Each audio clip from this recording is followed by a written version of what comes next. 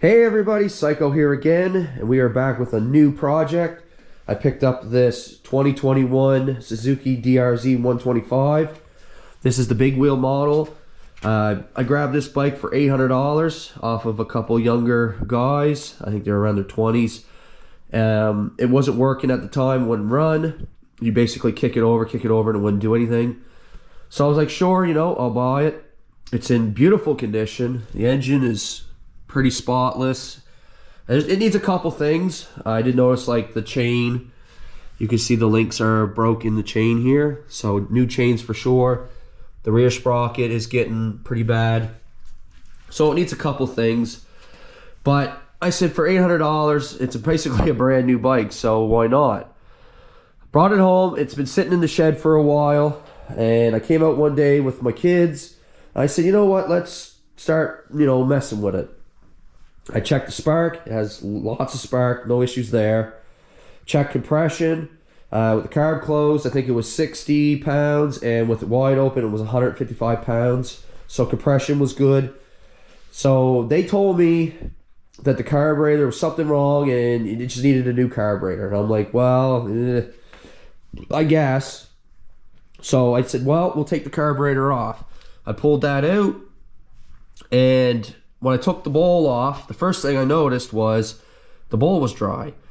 So I'm like, okay, well the gas was on because I'm trying to start it and the bowl's dry. So first thing I looked at then was the floats and the needle that, as the floats go down, it opens up and drops that needle. That wasn't happening, at least not enough that it would allow fuel to come into the carburetor. So all I did was bend the tab down a little bit, put it back together. Or not back together, I took the main jet out and I blew that out too. And I put it back together. I turned the fuel on. I see that it was flowing into the carburetor. I'm like, perfect. And put it back together and fired up, I think, 15 kicks or so. And it ran pretty good, actually. So that was pretty cool. I wish I would have filmed it. It was an epic victory because, when you buy something and it's just a simple little fix is just adjusting the needle on the floats, that's pretty awesome. Anyways, now I have another issue with the bike. I'll start it up for you here in a second. What's going on is that every time I take it out for a ride, it's boggy. Now, if I take the carburetor out, I'll blow out the pilot jet, the main jet, and put it back together, it'll work fine. But as soon as I let it sit overnight and come back up the next day, it's again the same issue. So I have a sneaky suspicion that there is garbage in the gas and it's probably old gas. So I did bring a pop bottle so that we can have a look at it. I'm going to guess that it's probably yellow in color. If it is, it's old gas and we definitely want to flush that out. So anyways, let's get at that. Stay tuned.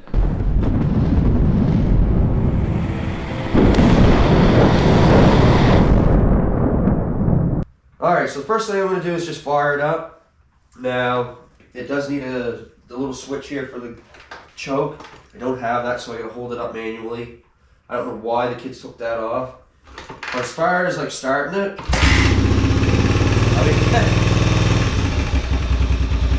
you couldn't ask for a better bike to start. That was sitting at least a couple days now and it fired up first kick.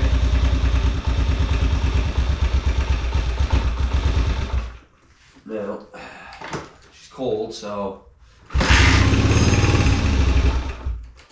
Anyways, you get the point. It starts, it runs good on idle, but if you try to like whip the throttle, it just shuts off. So, like I say, I think the gas is the issue.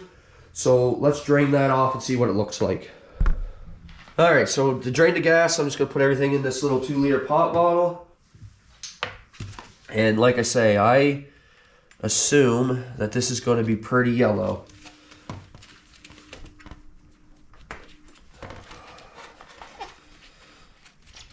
And like I say, I don't know. The kids could have put, the guys that I got it from, they could have put anything in this. You really don't know.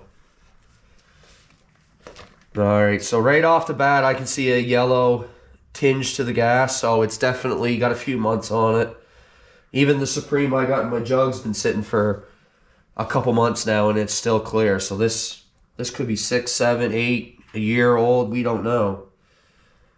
And the guys had this on the marketplace for a couple months anyways. So yeah, like I said, that's piss yellow. That definitely needs to be drained off. So I've taken a 2 liter of gas out, and as you can clearly see, it is pretty yellow. It's not horrible, but like I say, you don't want to be running a gas like that. This is what the stuff that came out of the Honda looked like. So this was a lot worse than this stuff, but again, it's at this point it's bonfire fuel. Now, let's pull off the carburetor. Alright, so with the fuel all drained, I'm going to pull off the carburetor. It's not very difficult to get this off. There's a Phillips head screw on the cylinder side, Phillips head screw on the airbox side. There's 3 hoses that you got to unhook. That's like your overflow hoses. Your main fuel hose has to be disconnected. That's already done. And then it's just your spring and needle. So all you need really is a Phillips head screwdriver. We're gonna pull this off and just set it back here. Next, I'm just gonna wiggle the carburetor out. Then it's just unscrew this.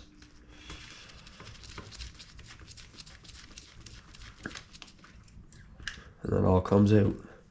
Pretty simple. So now let's rip apart the carburetor. There's really not much I'm really concerned about other than just taking the bowl off the bottom. It's 4 screws, Phillips head.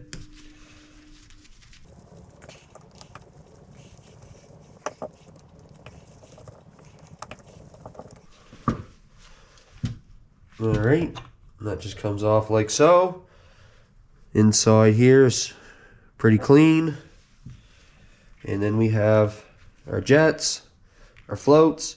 So like I say, all I had to do, and I don't know if you guys can see this or not, is just bend that tab up. That's all I had to do. And it worked pretty good from there on out.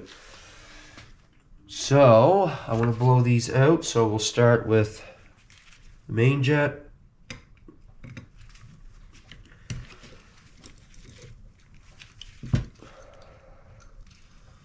Now, yeah, there's a little bit of crud in it, but not a lot.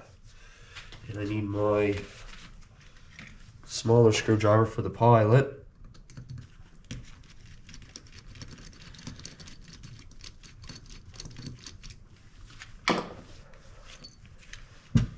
And the pilot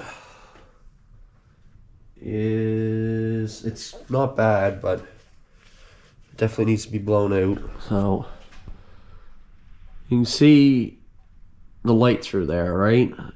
It's not bad, but it is a little bit of crap in it.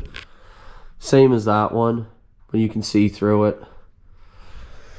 So I think a lot of the issue is just that the gas is not that great. So I'm going to blow these out, and then we're going to get this reinstalled, and we'll see how it wants to idle after that. Alright, so now with fresh gas and having the jets blown out, she should work hopefully a little bit better. There's my choke.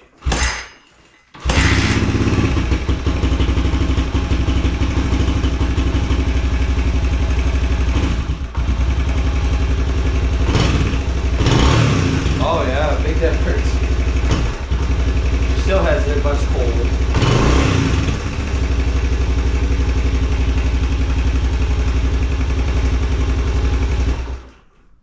Alright, so I spent most of today, it's a new day, even though it's still dark, just driving the bike and seeing how it's going to work and whatnot.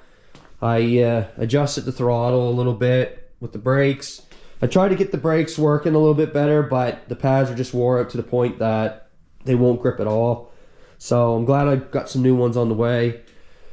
But as far as driving the bike, it still hesitates even when it's warmed up. It takes a good 10-15 minutes, mind you, to get it running correctly. And it does run good, like I say, but I find I'm blipping the throttle too much to get it revved up and then pinning it, when it should just snap right off the get-go. So I think one thing I want to do is the valves. I do want to adjust them. The intake might be a little bit off, and that's a common, you know, issue that I find with a lot of bikes, is that the intake's not opening up enough, and that'll give you problems. Another thing, like I say, when we jet it, I got the Mikuni jets on the way, so I think it'll make a big difference when we go to the 20 Pilot from the 17.5. I think that'll make a big difference. And the reason I say that is I've already put a 105 jet from these other carburetors in. They do fit, they're just not wide enough to fit the little plastic cup on the bottom, so I didn't want to run it like that. But I did have a 105 in it, and it seemed to respond better once you had the throttle opened up. But again, it still hesitated off that bottom. So yeah, so I think that's going to be our big thing. Get it jetted. That'll be in a separate video, and hopefully that makes it work a little bit better. Another thing I will mention, there is no Honda four-wheeler in here no more.